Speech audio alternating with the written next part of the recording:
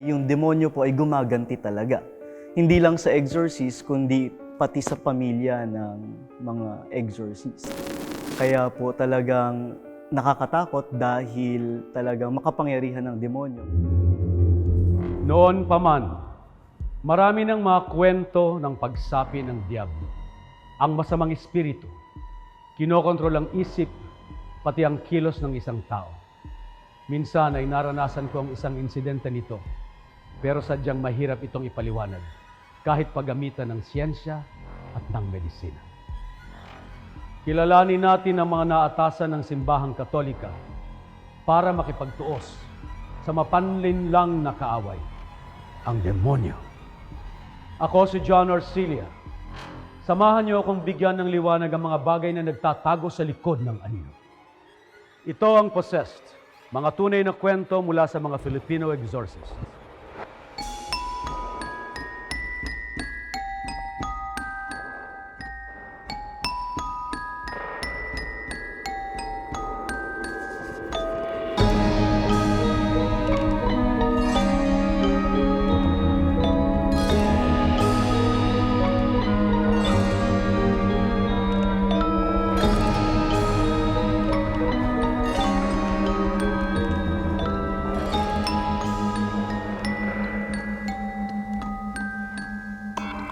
Ako si Reverend Father Jersey Prepose, ang Chief Exorcist ng Diocese ng Balanga.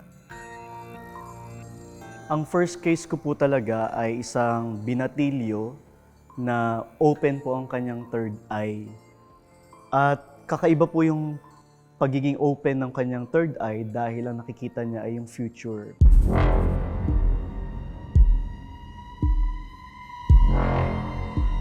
Ang kwento po ng binatilyo ay nakikita niyang namamatay yung mga tao, which is true dahil after niya makitang sa future na namatay yung tao, namatay po talaga yung tao. Kaya itong binata o binatilyo ay sobrang takot na takot dahil maging yung mga kamag-anak niyang nakikita niya in the future na mamamatay ay right on his face, namatay talaga. There was a time na kinuwento ng binatilyo na nakita niya sa banyo yung kanyang lolo, pero buhay pa yung lolo niya. Nakita niya yung lolo niya sa banyo na patay na. Then after a couple of days, namatay talaga yung lolo niya. Yung sa pamamagitan po ng assessment ko doon sa case, napag-alaman ko na yung binatilyo ay yung spirito ay generational spirit siya. Kasi yung lolo niya ay albularyo and the lolo was trying to hand on yung kapangyarihan doon sa binatilyo, sa apo niya. Kaya lang yung apo ay nagre-resist. So technically, nasa lahi na nila yung generational spirit o yung espiritu na nagbibigay ng kapangyarihan sa kanila para maging bukas yung ika-anim na sense na tinatawag natin. So technically, masasabi natin na hindi ito galing sa Diyos, but it is given by the evil spirit. Kasi yung nagiging effect po ay nag-expand na po ito, hindi lang sa kanya, kundi sa family niya. Like meron na pong mga disturbances and harassment din po sa mga kapamilya niya and disturbances and harassment po sa loob din ng bahay. Kaya talagang yung bata ay humingi na rin talaga ng tulong dahil lumalawak yung damage na ginagawa sa kanya nung generational spirit. Ito po ay nararamdaman niya po tuwing halimbawa hindi siya makapagkatulog, tapos may mga spiritual entities po siyang nararamdaman o nakikita like mga black shadows po sa paligid ng bahay. Hindi ko po nakita talaga yung demonyo, pero may mga manifestations po ng presence ng evil spirit. Like ano po? Like sa akin po, yung personal kong experience, nung bago ko po gawin yung ritual ng pagsasara ng occult third eye, there was one night na para akong yung masamang panaginip, no? Yung hindi ako talaga makatulog, yung para akong sinasakal, yung para akong hindi makahinga. Yun yung time na gagawin ko kinabukasan yung ritual para isara yung occult third eye nung binatilyo. Kaya masasabi ko na ito talaga yung karanasan ko, personal na karanasan ko, na talagang hinahadlangan ako ng demonyo para tulungan ko yung binatilyo. Maraming mga paniniwala na yung sixth sense or yung third eye is a gift. So, posible ba siya na galing sa Diyos? Posible po, katulad ng turo po ng aking former professor na si Father Winston din po, na aking mentor sa thesis, posible siyang maging gift na from the Lord if the church, after closing the third eye, ay nabuksan ulit. Okay, so halimbawa po, yung binatilyo, sinarado ko po yung occult third eye niya. Ngayon wala na siyang nakikita, panatag na siya, hindi niya na nakikita yung future, wala na siya nakikita mga ani-anino and everything, or entity, spiritual entities, wala na siyang nararamdaman. Hindi na siya sensitive sa spiritual world. Ngayon, pagkatapos ko pong isara yung occult third eye, and then after a couple of days, weeks, or months, naramdaman niya ulit na meron siya ulit nakikita at na nararamdaman, then that is the time na ito ay gift na galing sa Panginoon, and it's a message also para sabihin sa binatilyo na gagamitin niya na yung regalo na yon at the service of the church.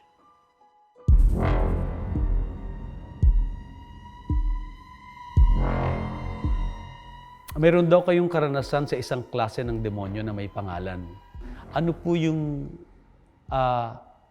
karanasan ninyo at parang ala-ala dito sa isang bagay na ito? Okay, ito po ay unan. So yung mga sumunod ko pong case after nung occult third eye ay may kinalaman po sa isang dalagita naman na lumapit sa akin para humingi ng tulong. Actually, mag-ina sila. Lumapit ng humingi ng tulong sa akin. At yung kaso po ng dalagita ay yung pakiramdam niya tuwing gabi ay para siyang ginagahasa ng isang masamang espiritu. At yung dalaga ay siyempre nasa age siya ng technology, nasa age siya ng digital media. So she was able to research kung ano yung nangyayari sa kanya. And upon her research, napag-alaman niya na ito ay incubus demon po. Incubus demon po ay masasabi natin na male. Wala naman po talagang gender yung evil spirit. Pero just to clarify lang, ito po ay incubus demon na lalaking masamang espiritu na ang target po ay mga kababaihan. The demon was trying to have a sexual intercourse with her. So nakakaramdam siya ng parang ecstasy, nakakaramdam siya ng bigat ng katawan, nakakaramdam siya ng haplos sa kanyang pangatawan tuwing gabi at hindi siya talaga makapagkatulog. Opposite po siya ng succubus demon kasi yung succubus demon naman, ang target ay mga male persons naman. Actually, it's an ongoing case, hindi ko pa siya isinasara. Pero napag-alaman ko rin po kasi sa case na ito na yung dalagita ay may schizophrenia. So it's a psychiatrical case, psychiatrical condition na ang dalaga ay nakakapag, hallucinations. At yung nung time na kinukwento niya sa akin na siya ay nag-undergo na nakakaramdam siya ng pangre-rape ng incubus demon, ito rin yung time na binanggit sa akin ng kaibigan kong psychologist na kasama ko rin po sa exorcism team, na yun yung period of time na hindi siya nakainom ng kanyang gamot. Napag-alaman ko na nag-undergo pala siya ng psychological series of treatment sa isang psychologist na kaibigan ko rin. So ito yung time na binanggit din ng kaibigan kong psychologist na meron siyang schizophrenia. At ito ay maaring dala rin ito ng kanyang mga hallucinations, yung mga kinukwento niya sa aking mga karanasan tungkol sa incubus demon. Ngayon, hindi ko pa po sinasara yung case at ongoing po yung case na ito dahil meron po talagang thin line between psychological case at spiritual case. So, mahirap po talagang ma-identify at malaman kung ito ay purely psychiatrical or purely demonic case. Sa ngayon po, nung nilapatan ko ng dasal, ritual, sacramentals yung dalaga, sa ngayon po, no reaction. Yung huli ko pong kita sa kanya, no reactions sa mga sacramentals. Wala rin pong something supernatural na nangyari sa dalagita nung ginagawad ko yung mga sacramentals sa kanya. So, generally, sa observation ko po at assessment, ito ay parang lumilihis talaga sa psychiatrical case at hindi sa spiritual case. Pwede rin pong gamitin ng mga demonyo yung psychological problem as weak spot ng tao para siya ay makapasok. Kaya nga po, thin line siya. Kaya talagang sa series of assessment natin malalaman. Kasi may mga cases po ng demonic possession na nagsimula po sa psychological problem. Posible ba na gamitin ng demonyo ang technology? I think generally, nakikita naman natin kung paano ang technology ngayon ay nagiging talagang daan para masira yung mga tao. Not necessarily sa pamamagitan ng incubus, o sa pamamagitan ng incubus demon. No? Not necessarily ang produkto ay yung incubus demon. Pero generally, yung technology ngayon, for example, sa pornography, nagiging addiction siya. At ginagamit din ng demonyo yon para palalain pa yung tao at buksan pa yung kanyang kaluluwa. At kapag binuksan pa talaga ng espiritu yung kanyang kaluluwa, then yun na yung posibilidad na completely mahawakan niya sa leeg yung tao.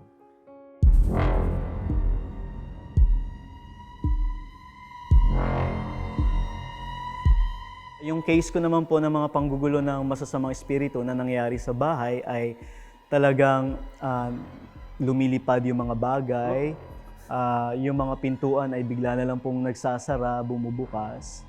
At nung tiningnan ko po yung bahay, napag-alaman ko na merong katabing abandoned house yung bahay na punong-puno ng basura at walang liwanag.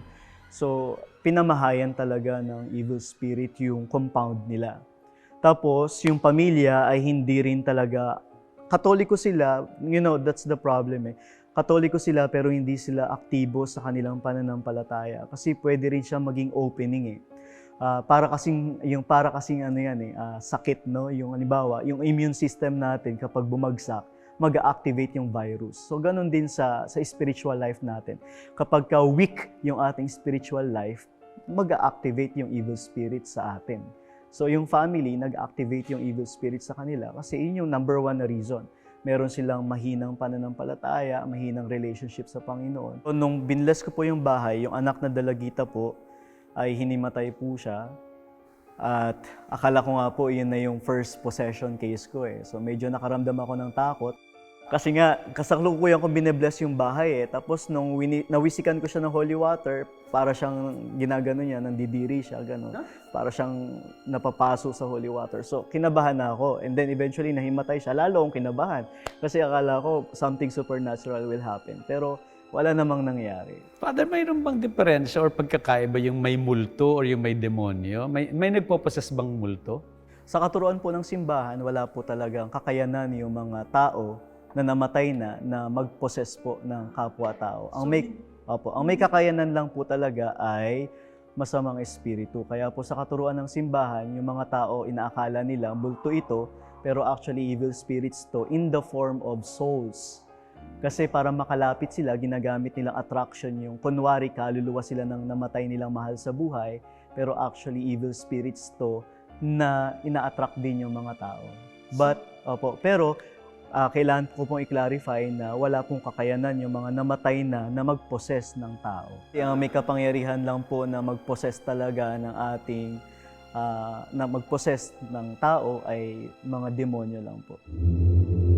Paano nyo na-resolve at na-assess na tapos na yung panggugulo dun sa bahay? Yung family ngayon nagsisimba na every Sunday, tapos okay na rin yung dalagita. Kasi dinala ko talaga siya sa simbahan at doon ko pinerform yung ritual of exorcism. Pero nothing happened talaga I think yun po yung mahalaga na protection. The best protection is to remain in the state of grace. Sinasabing ang isa sa pinakamalaking panlilinlang ng demonyo ay ang paniwalain ng tao na siya ay isang kathang isip lamang. Pero base sa mga pangyayaring hinaharap ng mga exorcists, totoo ang demonyo at araw-araw na nagsasagupa ang kabutihan at ang kasamaan. Ako si John Orsilia, hanggang sa muli nating pagkikita. Papanaigin natin ang liwanag at iadya tayo sa lahat ng masama.